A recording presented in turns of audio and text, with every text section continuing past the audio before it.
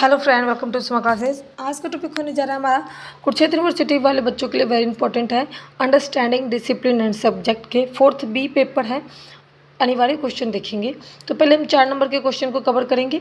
पहला है अध्ययन विषय का अर्थ एवं प्रकार, यानी कि अध्ययन विषय हमारा क्या है, किसे कहते हैं और इसके कितने प्रकार हैं, ये सारी चीज़ें आपको लिखना है। उसके बाद आता है ज्ञान के स्रोत के रूप में पाठ्य पुस्तकों के चयन हेतु मापदंड, या फिर आपको ये भी कह सकता है दूसरा क्वेश्चन कि ज्ञान के स्रोत के रूप में मैगजीन के चयन हेतु मापदंड बनाएं। तो आप इसको कवर करेंगे और घबराएंगे नहीं, दोनों में एक एक आंसर होगा, ठीक है। उसके बाद आता है तीसरा क्वेश्चन, स्कूल पाठ्यक्रम के अनुशासनात्मक ज्ञान की भूमिकाएं, यानी कि स्कूल में जो हमारा पाठ्यक्रम है उस पर हम किस तरीके से अपना डिसिप्लिन, अपना जो ज्ञान है उसकी भूमिकाएं को निभाते हैं। उसके बाद 4 नंबर क्वेश्चन है राष्ट्रीय स्तर पर स्कूल पाठ्यक्रम के निर्माण में एनसीईआरटी की क्या भूमिकाएं हैं, यानी कि जो हमारा राष्ट्रीय स्तर जो है उस पर जो स्कूल के पाठ्यक्रम है यानी कि एनसीईआरटी बुक है उसकी क्या भूमिकाएं हैं हमारे पाठ्यक्रम में। उसके बाद देखेंगे पाठ्यक्रम और पाठ्यचर्या के बीच में अंतर और पाठ्यक्रम और सिलेबस के बीच संबंध। ये दोनों एक ही टाइप के क्वेश्चन है, दोनों में एक ही आंसर आपको लिखना है। अगर फिर भी आपको कन्फ्यूज़न लगे तो पाठ्यक्रम और पाठ्यचर्या के बीच में क्या अंतर है, इस पर मैंने एक डायग्राम के माध्यम से क्वेश्चन को बनाया है, समझाया है।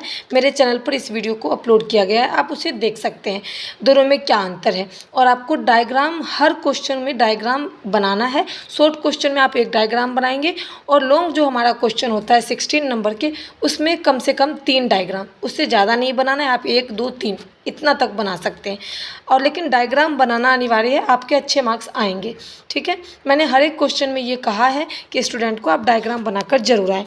तो अब हम देखेंगे लॉन्ग क्वेश्चन। फर्स्ट है विज्ञान या सामाजिक विज्ञान के संदर्भ में विद्यालय पाठ्यक्रम में अध्ययन विषय ज्ञान के अभिभाव की विवेचना कीजिए, यानी कि उन्होंने कहा है कि विज्ञान और सामाजिक विज्ञान के संदर्भ में विद्यालय के जो पाठ्यक्रम है, जो अध्ययन विषय है, उस पर उनका क्या भाव है, क्या विवेचनाएं वो करते हैं, उसके बारे में आपको लिखना है, ठीक है। राष्ट्रीय स्तर पर स्कूल पाठ्यक्रम को आकार देने में विभिन्न अभिकरणों की भूमिकाएं को समझाएं, यानी कि राष्ट्रीय स्तर पर जो हमारा स्कूल के पाठ्य पुस्तक है उस पर हम किस प्रकार का अपना आकार दे सकते हैं, अपना विचार स्वभाव जो है वो भिन्न भिन्न तरीके से आपको देना है और आपको समझाना भी है।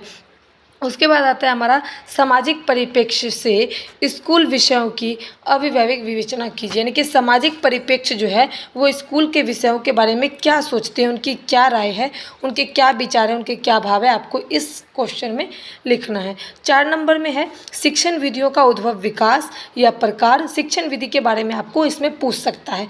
उसके बाद आता है 5 नंबर, स्कूल की पुस्तकालय के लिए पत्रिकाओं का चयन करते समय आप किन मापदंडों का पालन करेंगे, यानी कि स्कूल के जो पुस्तकालय हैं, जो बुक हैं, उसको चयन करते समय आप कौन कौन सी पत्रिकाएं या फिर मैगजीन का चयन करेंगे। तो आप पत्रिकाएं या फिर पेपर जिसको बोलता है मैगजीन या नोट्स जो भी होता है, आपको चयन करने के बारे में लिखना है, ठीक है। उसके बाद है अनुशासन, स्कूल के पाठ्यक्रम में अनुशासनात्मक ज्ञान की भूमिकाएं पर चर्चा करेंगे, यानी कि डिसिप्लिन, स्कूल में डिसिप्लिन और पाठ्यक्रम, जो हमारा पाठ्यक्रम है उस पर क्या भूमिकाएं पड़ती है।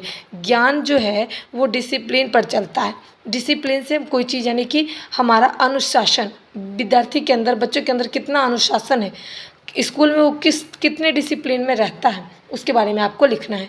उसके बाद है अनुशासन के अर्थ, प्रकार एवं प्रकृति का वर्णन करें, यानी कि अनुशासन से आपको 2 क्वेश्चन रहेंगे, शॉर्ट लॉन्ग क्वेश्चन तो रहेंगे ही रहेंगे, ठीक है।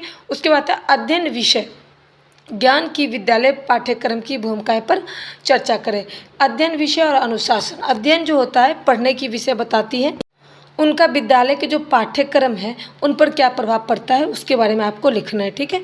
उसके बाद है अध्ययन विषयों के ज्ञान से संबंधित विभिन्न पहलुओं को दर्शाएं, यानी कि इस पर चार्ट बनाकर, फ्लो चार्ट या डायग्राम बनाकर आप जरूर लिखें, बीच में अध्ययन विषय लिखें और उसके बाद आपके कौन कौन से उसके पहलू हैं वो लिखना है, फिर उसका एक्सप्लेनेशन देना है, फिर ज्ञान के संबंधित जो जो अध्ययन विषय के बारे में है उसके बारे में आपको लिखना है। 1 से 2 डायग्राम आप जरूर बनाएं और उम्मीद करती हूँ मैंने इस वीडियो में जितने भी क्वेश्चन कराए हैं, अगर आप इस क्वेश्चन को लिख करके याद करके जाएंगे तो आपको इसमें से 70-80% नंबर आपको फिक्स है, मिलेगा ही मिलेगा।